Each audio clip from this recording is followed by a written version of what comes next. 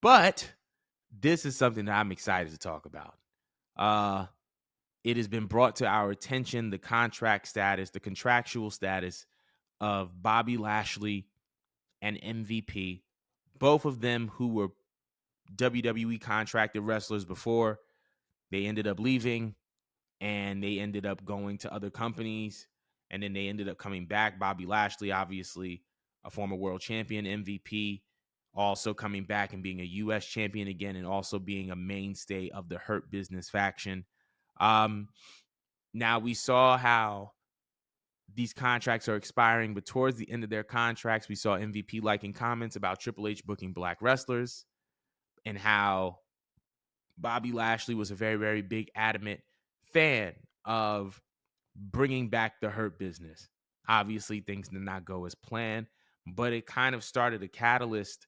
It was a catalyst for the discussion regarding the booking of black wrestlers, where whether, you know, there was no Hurt Business being brought back, or we saw how they paired Jade with Bianca, amongst other things.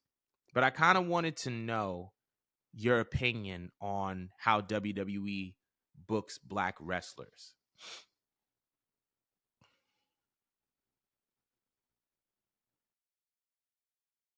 You're on mute.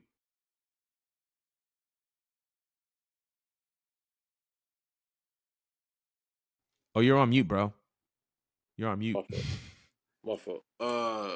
No. So I will say that this is something we've been seeing for a while now, since Triple H has been in control. Am I surprised? Not really. It's the same guy that did mannerisms of Gorilla when he was mocking Mark Henry. This is the same guy who had a program with Booker T, and Booker T shouldn't have went over, and he said you got nappy hair. Same guy that did blackface when they was clowning the Nation of Domination. I'm not surprised by anything. I think people always get surprised when the devil tends to be the devil. And I'm not calling Triple H the devil, but you are who you show us to be. So I'm not surprised by this. You see the Street Profits, I mean, that's kind of running this course, and it has been for a while. I think, we people get enamored with the idea of Montez being a solo act. That's not a good idea. Angelo Dawkins is better anyway, and I'm gonna stand on that, and I'm gonna keep saying that because he keeps working. Not saying Montez ain't working at the craft, but I see more so of Dawkins working, and Montez probably working behind the scenes, but it shows in the ring who's getting better. So, they were tied when they had the pride. They were tied to Bobby Lashley.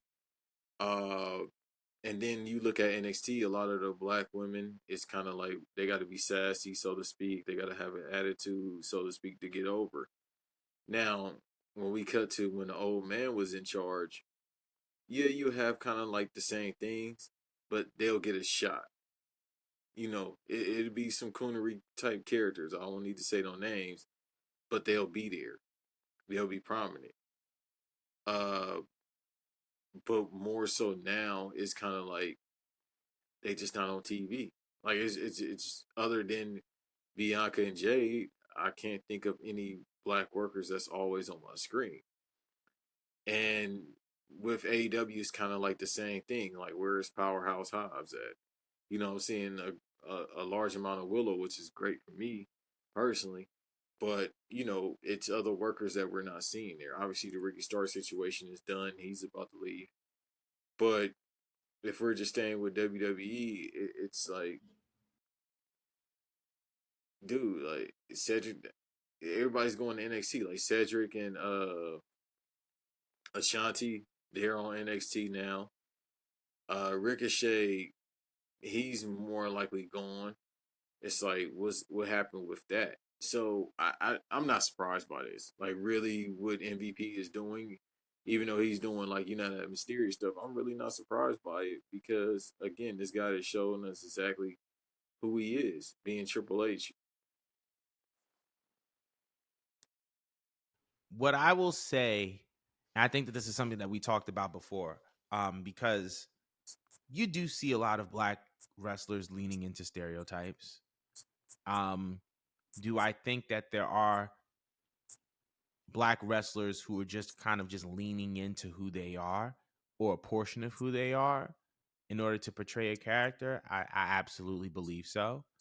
Um, when it comes to Triple H per se, yes, he did all those things when he was a talent. I believe, however, from an executive standpoint, he is trying to more so do a reset than a removal. And what I mean by that is that when I look at how he booked Ember Moon in NXT and how even when, she went up to the main roster and Vince wasn't treating her right, she went back to NXT and she became an NXT tag champion. And she was prominently featured and she was having TV time and she was able to kind of be herself. But I also noticed kind of how black talents aren't necessarily portrayed as much as they are received. Right? If you look at the statistics, if you look at all wrestling programs for WWE, 50% or more of those viewers are white.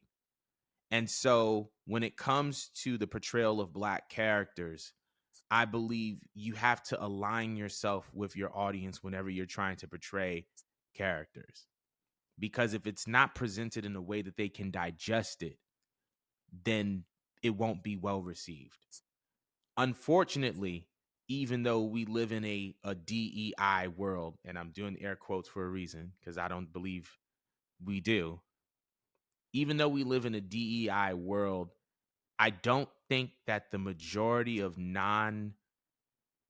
people that are of non people of color, I should say, I don't think that a lot of middle America sees the value of blackness outside of incivility or outside of the context of hip hop culture.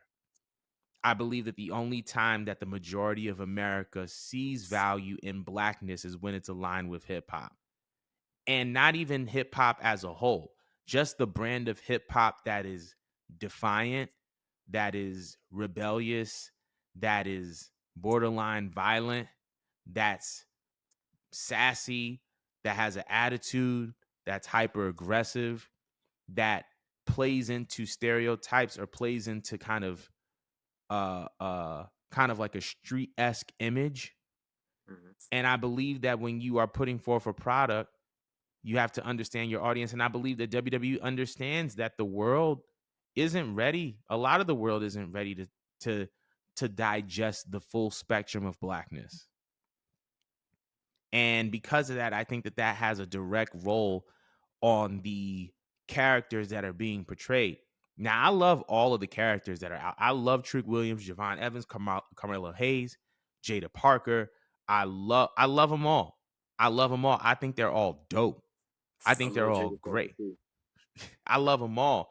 I just feel like diversity isn't just putting more black people on screen. It's putting all different types, regardless of how they would be received. Right? I would love to see another black woman who's more rock and roll than she is hip hop. You know what I mean? Because now that taps into a whole different side. I would love to see a black woman who has a Kiana James-esque character. As far as being like the businesswoman suit, that would be tough. I feel like Yeah, that's but needed. black though, right? Huh? They Kiana said she's. James, she is a black woman. Yes. I mean, But listen, another one. I don't. I don't confuse the logic thing going on. No disrespect. What'd you say? She got the logic thing going on. I'm confused. The I'm Mariah weak. Carey thing going on. Not the I'm Mariah confused. Carey thing. I that skipped my mind that Kiana James was a black woman. However, her blackness is not to be questioned or to be, she's a black woman. However, I feel like because she is a fairer tone black woman, a lot of people thought she was white. Still a black woman. She's one of us. But a lot of people were able to digest the character that she was because she was a lighter skinned black woman that looked almost like if she was white. But I feel like all different types of black characters are needed, men and women. And I feel like, when you had something like the Hurt Business, you saw that. you saw black men moving like the mafia. And that's what I loved about them. That they moved like the mob, that they moved like the mafia, that they were clean cut. They were almost like very evolution-esque, right? And how they moved and how the structure of that faction was. And I feel like they could have done something crazy. They could have done Hurt Business versus Bloodline. They could have done Hurt Business versus Judgment Day. Unfortunately, we didn't get a chance to see that. But I hope for the future, based on the current crop of superstars that WWE is developing, that we can get something like that in the future. And I believe that that's possible. But let us know how y'all feel about how black wrestlers are booked compared to their white contemporaries. But we are moving on. Thank you guys so much for watching the Culture 316 podcast. If you liked what you saw, be sure to like, comment, and subscribe so that you guys can stay up to date with all upcoming videos and events pertaining to Culture 316.